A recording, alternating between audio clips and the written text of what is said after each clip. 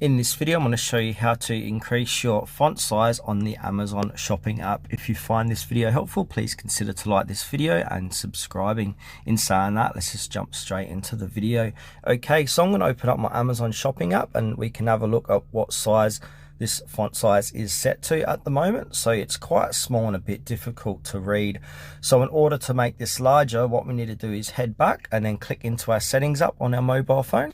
Now, once you're inside settings, you need to navigate lower and click onto display.